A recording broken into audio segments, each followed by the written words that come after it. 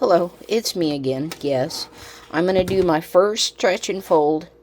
This made a really nice loaf. My hands are dry. There's no oil or water or flour. And just kind of move. This is a stretch and fold. But this is just for one loaf. This is not a double batch.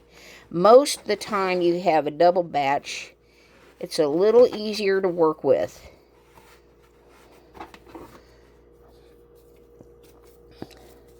I'm just going to do this.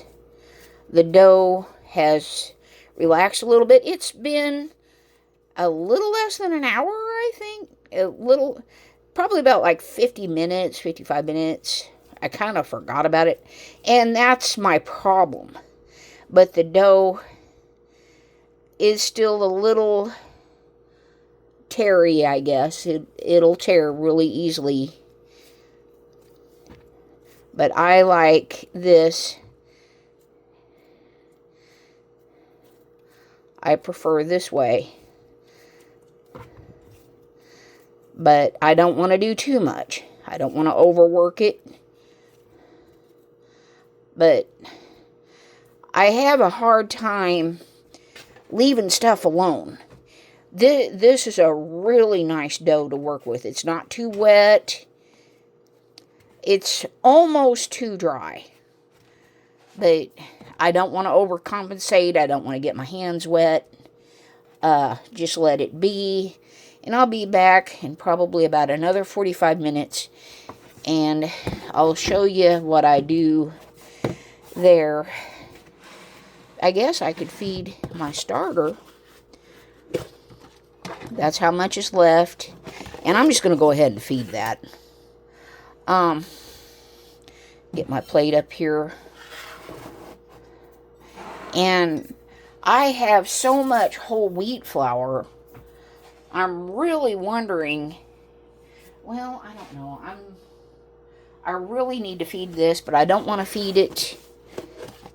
I don't want to feed it in the same container.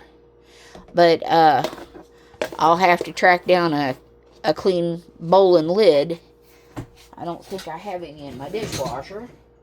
I've got lids, but no bowls. And that's about right. Bowls are still in my sink. So, a lot of people use glass bowls or jars. I actually prefer glass. They're heavy. They clank against everything. You don't know how many times I've slid a glass container off the counter, like hitting it with my elbow or something, and it lands on the floor and cracks and glass shatters all over the place. And I'm like, oh, this is a mess. So, honestly, plastic is so much more practical. You can store it in the fridge. You can store it on your counter. But I've got to do the dishes again. I just made up a whole bunch of dishes and stuff. But I wanted to show you how I kind of do a stretch and fold. But it's really, yes, I did a stretch and fold.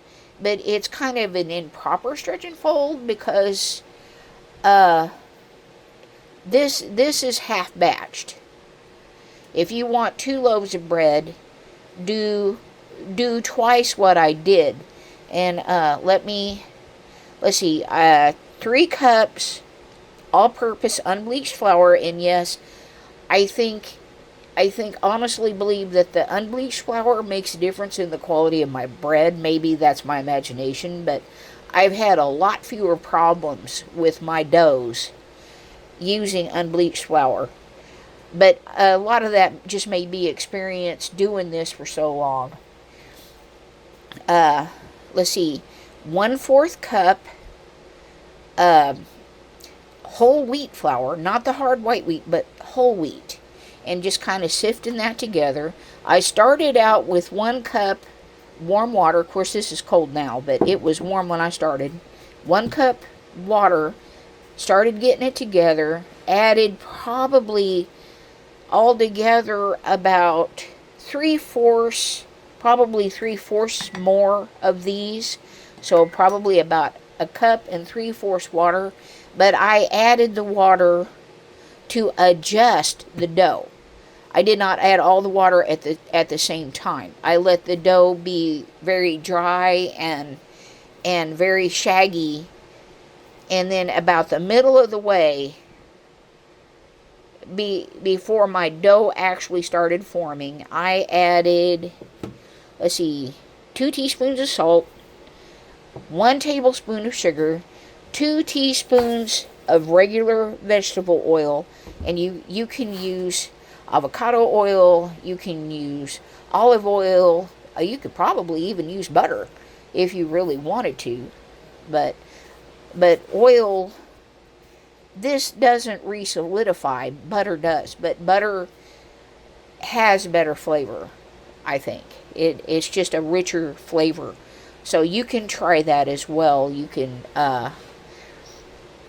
could take maybe like half a stick or a little less than half a stick and cut it up in small pieces or grate it and incorporate that into your dough, kind of like you would biscuits. Let's see, what else did I use? Did I mention everything? And 3 tablespoons of this, which turned out to be a very, very stiff levain. I made it stiff on purpose. 3 tablespoons of this. And, you know, one thing I have learned, now the master classes, their levains are just right on a kitchen scale. Everything's measured out just right, or weighed out just right, and it's perfect. The perfect measurements or perfect weights of flour and water and actual sourdough starter to make their levain. They usually make a second levain, but I decided that this was fine. I did not need to make a second levain. This was fine. And I usually talk myself out of a second levain anyway. But this is a very stiff dough. It was not runny. A very stiff levain. It was not runny. It was not overpowered. If your starter is too dense, I find your bread will be dense. It'll be underbaked in the middle, and the outside crust bakes first. It's the outside crust is tough and overbaked. It's not crispy, it's just tough. And the inside is just really gummy. And I'm learning. I like a wet starter to just maintain, but then I like a dry starter to actually use. So I usually make at least 1 levain. Now, every once in a while, if I'm not feeling the first levain, and I'm like, well, it could use another one, I will make a second levain. But usually the first one, if it's done right and it rises well, and I usually don't make a second levain. So got it all together. I used a little bit extra of the flour from my plate, and still had a little bit of flour left over. I really try not to overcompensate. Where I used to just kind of panic, it made me very anxious, and I had way too much flour and water as to the ratio of the starter, the salt, the sugar, the oil. But this seems to work for me. I'm sorry I don't use a kitchen scale. Now the idea is growing on me, but I've got to figure that out, and I've got to do it right. But I think it's like anything else. The more I use it, the more I mess with it, the better I will get at it. the better I will get at using a kitchen scale. But this is not done. This has at least a better part of the day to go, and I might put it in my fridge overnight, but I have a terrible time forgetting.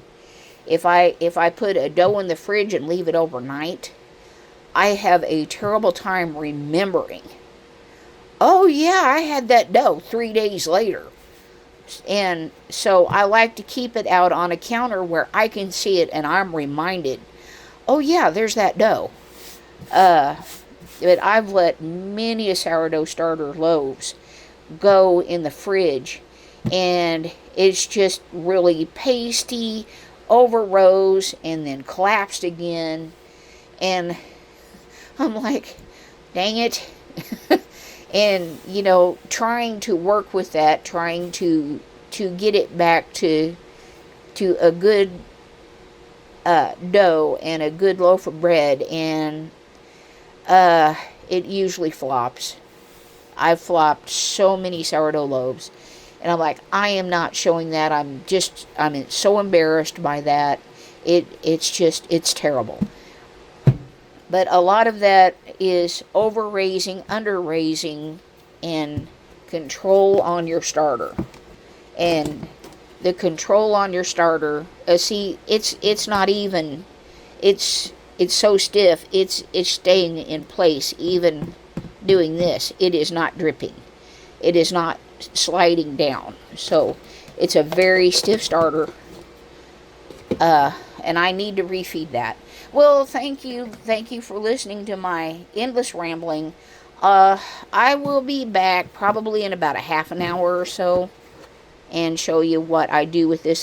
This turned out to be a really nice dough. I'm very happy with this dough. But that comes from experience, not overcompensating. Oh, I gotta add more flour. Oh, I gotta add more water. Oh, I gotta add more flour. I don't need a perfect loaf to start with. And a good loaf to work with holds its shape, but still just a little sticky. But it's not going to fall apart. That's a really good dough to work with, or at least in my mind, especially for sourdough. Now, unless you're doing like, I think it's called brioche, it's just drenched in butter, and it is everywhere.